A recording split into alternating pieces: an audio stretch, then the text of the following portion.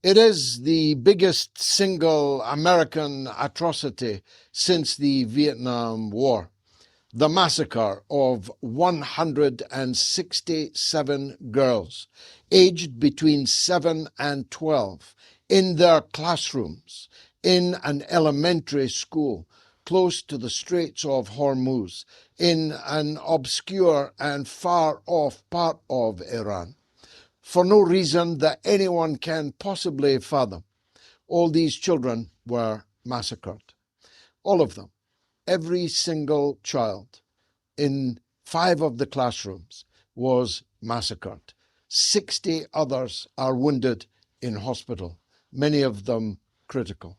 Later in that first day of the war, 40 volleyball players, 3 squads of volleyball players, all female, were massacred in a single airstrike. I'm probably telling you that piece of news for the first time, but it's quite possible that you don't even know about the slaughter of the schoolgirls. It is the biggest single slaughter of girls in the recorded history of the world, yet no one is talking about it. I don't want to labor this point, but just ponder for a second. If Russia had killed 167 Ukrainian schoolgirls, if Palestinians had killed 167 Israeli schoolgirls, if Iran had killed 167 schoolgirls, this would be the biggest journalistic story in the world and for years to come. It has died just as surely as the schoolgirls and the volleyball players have died.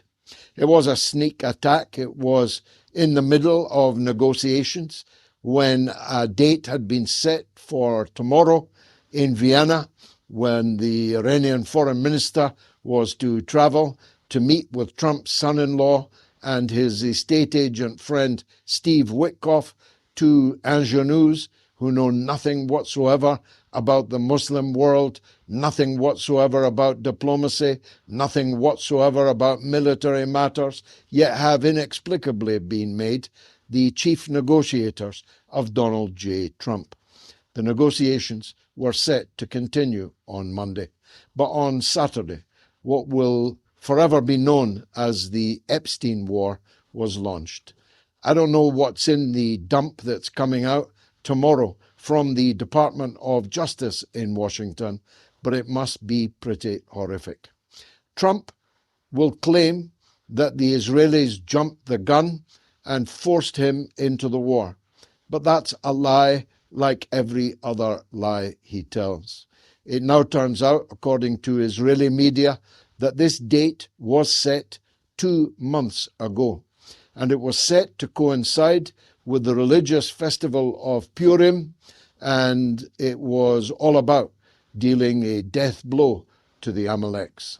It is an infamy that a head of state was assassinated in cold blood in his own house.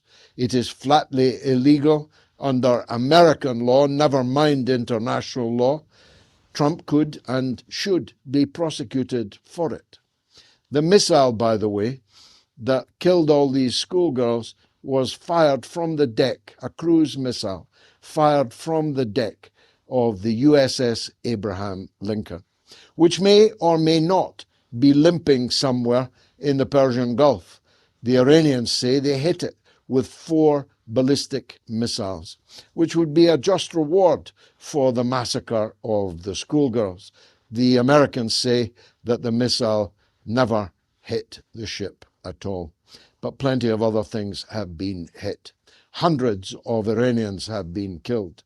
Tens of Israelis have been killed, maybe more, but strict censorship in Israel makes it impossible to know the extent of the damage and definitely the extent of the casualties. One thing is clear: the head of the Israeli Air Force has been assassinated by an Iranian rocket, which devastated a meeting of military officers, Air Force officers principally. The head of the Israeli Air Force was the man who massacred tens, scores of thousands of Palestinians in Gaza over the last 2 years. I don't know where he's destined for. God decides that. But I'll be surprised if he's not already burning in the hellfires. The other American targets that have been hit, you only know about if you're following me on social media, as many hundreds of thousands are doing, millions in fact. Many millions of people have followed my coverage of the war on all platforms on social media. But if you're watching the BBC Lie Machine, if you're watching the hysterical Zionist and American propaganda on CBS or on CNN, you probably don't know about the American officers who were killed in a hotel in Dubai. You probably don't know about the American casualties in Bahrain, as base after base after base of the American war machine was obliterated. And usually the officers, at least if not the enlisted men, had decamped to nearby quarters, renting out entire hotels, thinking that the Iranians did not know that they were there.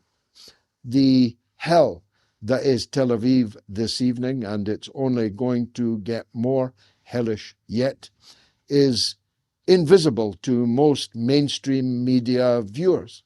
Israel makes it a punishable offense by 5 years in prison for publishing video or stills of damage done by Iranian missiles.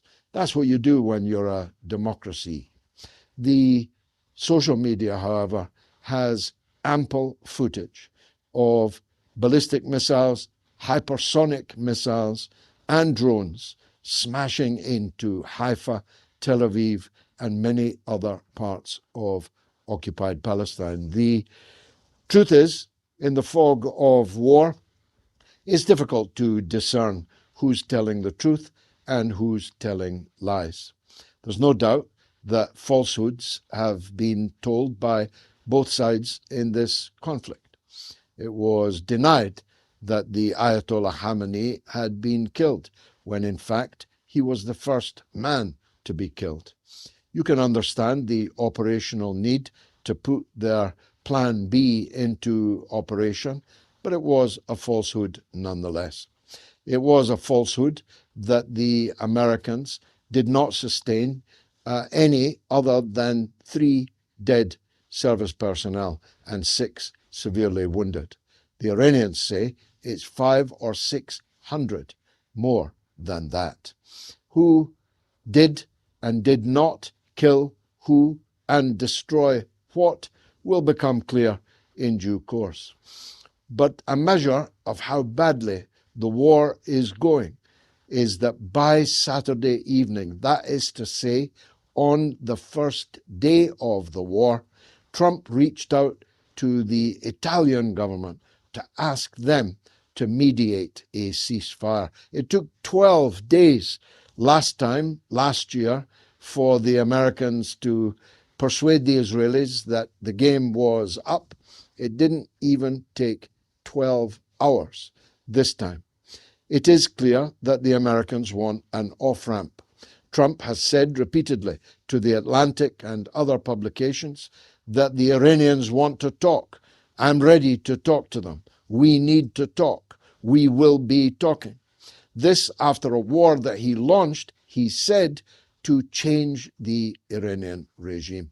A regime change operation, again, illegal under both domestic and international law. Well, they sure haven't changed the regime. They may have changed the 86-year-old man who was martyred, who was the supreme leader of Iran. But guess what? They're quite likely to get his son as the new Grand Ayatollah, the new supreme leader of Iran. Even if it isn't his son, it's his brothers, religiously speaking. It's his comrades in arms, in military parlance. The regime has not changed in Iran. They said they wanted the Iranian people to rise up and come onto the streets. Well, they did come onto the streets in their millions in support of the Iranian government, in support of the new Iranian government, and in condolence for the slain leader Ayatollah Khamenei. It isn't going well. It isn't going well for the Israelis. Their prime minister fled the country. He circled the Aegean. He circled the Mediterranean for 4 hours in his private jet and then took refuge, where else? In Germany. The irony of that will not be lost for people of my age and class. The people, the Germans, who tried their best to extirpate every living Jew on the planet until the Soviet Red Army liberated them from their camps. The German people, who with their allies in Ukraine, in Hungary, in Romania, and other places, killed 6 million Jews. Where did Netanyahu sit out the first days of the war? Where else but Germany? Well, the Ayatollah Khamenei did not run away. He didn't even go into a bunker. He sat there and accepted his fate, which martyrdom has set the Muslim world on fire. In India, in Pakistan, and many other parts of the globe, millions of Muslims are protesting in outrage at this crime against Islam, crime against humanity, war crime, and a crime which is not yet finished. It was a crime, but as Talleyrand said on the murder of a political opponent of his, it's worse than a crime. It's a blunder. We'll be talking to Syed Professor Mohammed Marandi in just 1 minute to find out from the front line how things lie on the first evening of the Epstein War. Stay tuned.